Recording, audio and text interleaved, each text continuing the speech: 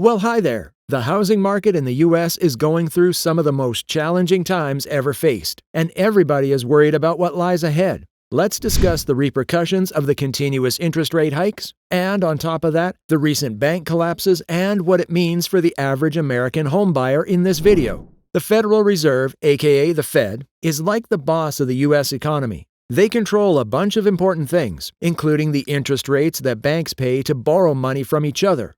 For the past few years, the Fed has been keeping interest rates pretty low, less than 1% to be exact. This means that it's cheaper for banks to borrow money from each other and in turn cheaper for regular people to borrow money from the banks.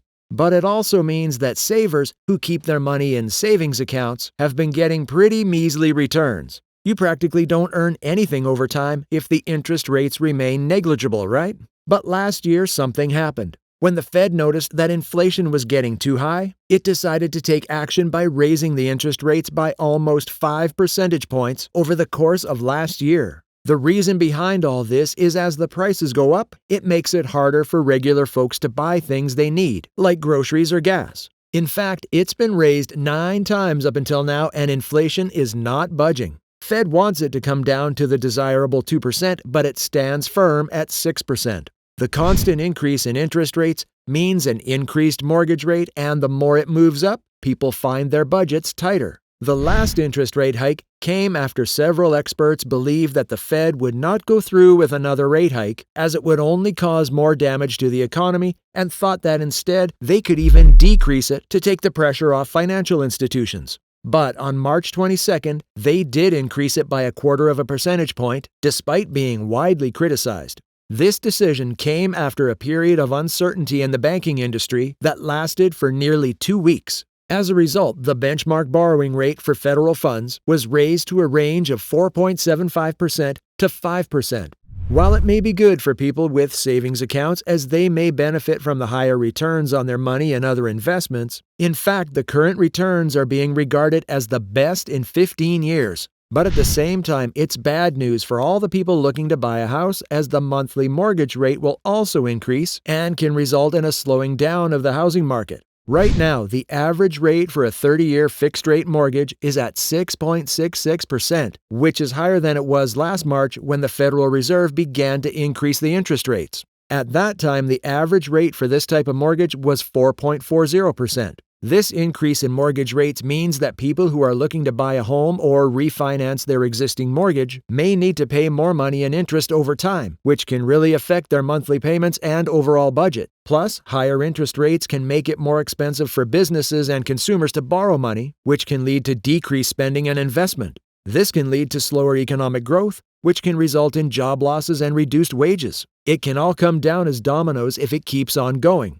So one should ask, why is everything so bad right now? You must have heard about the tragic banking collapse. That's one thing, and on top of the high interest rates and inflation, both laughing in our faces. And that's not all. Mortgage rates are in the unaffordable zone. I mean, what should an average American do right now? And why the heck is the housing market still so expensive if home affordability has hit a 16-year low? The median price of existing homes in the country peaked at almost $406,000 during the second quarter of last year in 2022, and right now in March, it's only come down 6.3% to $380,300, which is still too high. So why is it the case that when there is such low affordability, the prices are still high? The answer is low inventory. If we look at the numbers, it fluctuated throughout history and reached an all-time high in July 2007, which means there were a lot of homes available for sale at that time. However, the case right now is totally different. In December of 2022, the inventory hit a record low of 970,000, which means there were very few homes available for sale.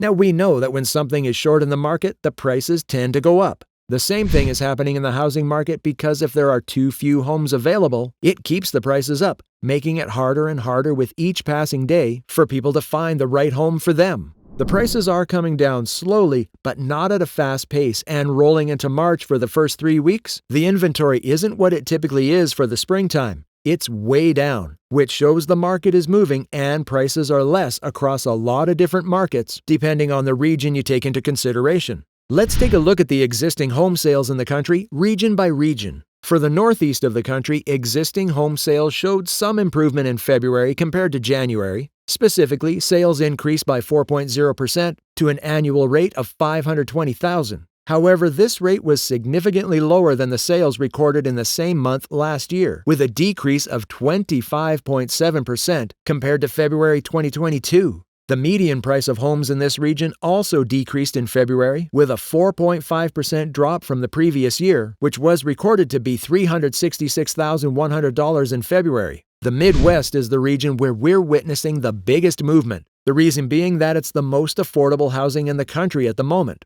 That's why there's been an increase in existing home sales in February compared to the previous month. Sales grew by 13.5% to an annual rate of $1.09 million. However, this rate was lower than the sales recorded in February of the previous year, with a decline of 18.7%. On the other hand, the median price of homes here in the Midwest increased in February from $261,200, with a 5% rise from the same month in the previous year, which was recorded to be $248,200. Now, we know that the South has seen a lot of domestic migration recently. The labor market is strong. The job numbers are also up in areas like Florida. Just last year, Florida had almost 320,000 people coming in from other states in search of a more affordable lifestyle, and the population change was touching 2%. Texas wasn't that far behind and saw a 1.6% population change. Therefore, the existing home sales in the South rebounded 15.9% in February from January to set an annual rate of $2.11 million, a 21.3% decrease from the prior year. The median price in the South was $342,000, an increase of 2.7% from 1 year ago.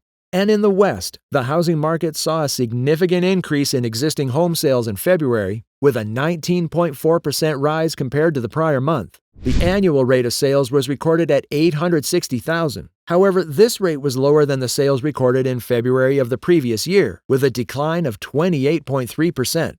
In terms of home prices, the median price in the western region decreased by 5.6% from the same month in the previous year, with a median price of $541,100 in February. People in places like California, New York, and Illinois have seen the largest number of people moving to other states, especially in the South. This may be the cause of why California has seen the sharpest decline in median home price, but the other two states have also seen a slight decline after peaking last summer in 2022. The overall picture reflects a decline in home prices, and with the Fed not stopping anytime soon with the interest rate hikes, we will definitely see higher mortgage rates and an even more discouraged home buyer. Generally speaking, the only places where there has been a price increase, the prices were already inexpensive to begin with. And if the Fed keeps the trend of interest rate hikes on, we will see a decline in the housing prices across the entire market in the country.